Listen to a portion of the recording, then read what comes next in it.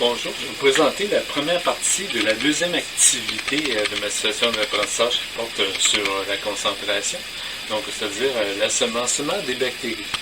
Mais un peu, je vais vous parler en gros du laboratoire que les élèves vont faire. En fait, et pour eux, il s'agit d'utiliser des produits domestiques de nettoyage, c'est-à-dire des recettes maison, versus des produits du commerce, et de vérifier l'efficacité bactéricide de ces produits. Bien entendu, on parle ici de concentration. Donc, nous, ce qu'on veut faire, c'est de contrer certaines conceptions alternatives dont on a touché dans la première partie, dans la première activité. En démonstration, l'enseignant peut utiliser du chlorhydrochloride de sodium ou même de l'isopropanol pour contrer les mêmes conceptions alternatives. Donc, parlons de l'ensemencement. C'est facultatif, c'est-à-dire que vous pourriez ensemencer vous-même les géloses agar-agar ou vous pourriez utiliser votre technicien de laboratoire pour le faire. Mais dans notre cas, les élèves vont ensemencer 3 géloses. Vous avez la possibilité d'ensemencer avec un coton-tige. Donc, les élèves vont passer le coton-tige sur un comptoir et ensuite ensemencer la gélose. Vous avez aussi la possibilité d'utiliser ce qu'on appelle des manches de coche stérilisées. Dans ce cas-ci, il vous faut un bouillon de culture dont les bactéries proviennent d'un comptoir. Il faudrait que ça soit préparé d'avance. L'avantage de la manche de coche, c'est que vous pouvez avoir une gélose ou y avoir simplement des colonies. Par contre, pour le coton-tige, ça va faire un tapis bactérien, c'est beaucoup plus large. Vous voyez qu'ici, on a une extrémité qui est fine, tandis qu'un coton-tige est quand même assez large. Donc, moi, je suggère quand même le coton-tige parce que c'est un peu plus facile. Par contre, lors du décompte, on va devoir utiliser avec les produits domestiques la méthode de diffusion en gélose pour vérifier l'efficacité du produit. Donc, nous allons aller ensemencer ces géloses agar-agar. Donc, l'élève n'a qu'à utiliser le coton-tige et prendre n'importe quelle surface qu'il va voir. Par exemple, ici, on pourrait prendre le comptoir. Il nous dit vous aussi que vous n'ayez pas utilisé un comptoir qui a été nettoyé à l'autre chalet. Donc, ici, vous voyez. Donc, on prend ici, parfait.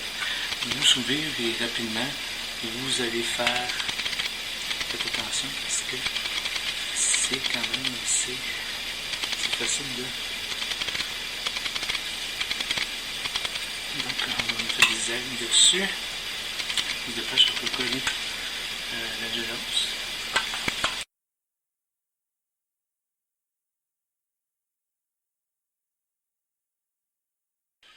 Pour faire suite à l'ensemencement, nous avons obtenu certains résultats probants dans les géloses et d'autres beaucoup moins probants. Si nous prenons cette gélose en particulier, nous remarquerons un tapis bactérien, puisque nous avons utilisé un coton-tige pour ensemencer.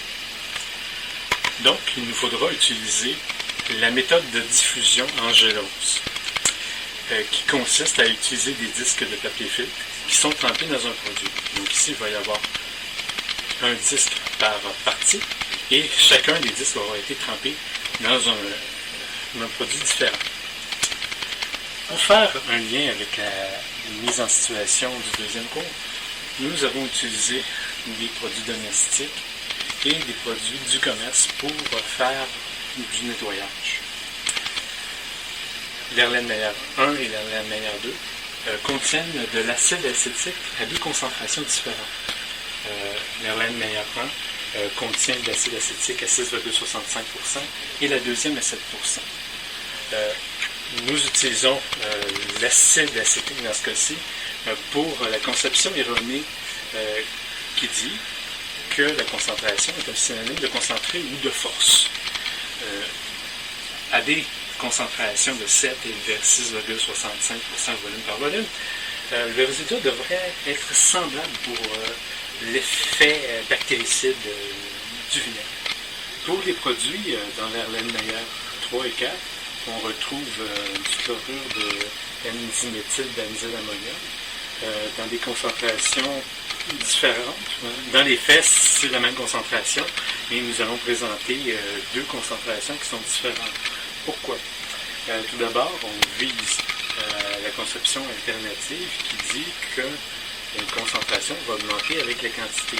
Donc, pour un élève qui a cette conception, lorsqu'on lui demandera de dire lequel des deux produits le plus efficace contre les bactéries, il va prendre celui-ci. Tandis que pour l'élève qui croit qu'une concentration, au fond, c'est un concentré ou c'est la force du produit, il va prendre celui-ci parce qu'il y en a beaucoup moins. Et de plus, lorsque j'ai mis les concentrations, je me suis organisé pour que le chiffre le plus élevé au début soit sur cette manière. Maintenant, nous allons passer à l'étape où nous allons placer les disques sur la gélose. Mais préalablement, on a vu que la gélose est divisée en 4.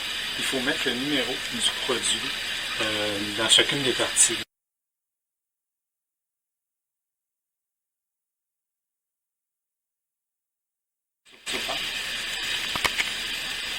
Donc, on place le disque 2 dans la section 2, ce que je viens de laisser tomber au bon endroit.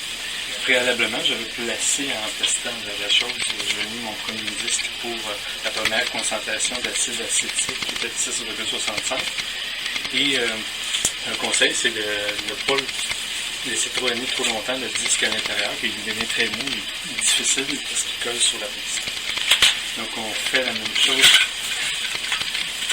Si on fait la même chose pour ici le disque 3. Le disque 3 se trouve du côté de la disque 4. On vient ici, après ici.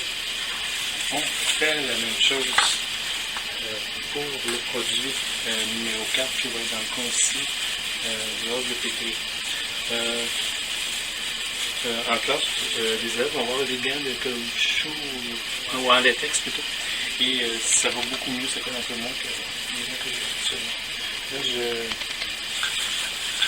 heureusement que j'ai pas encore c'est ici, et voici, j'ai ici mes 4. J'ai 4 disques qui sont placés. Ça ne paraît pas tellement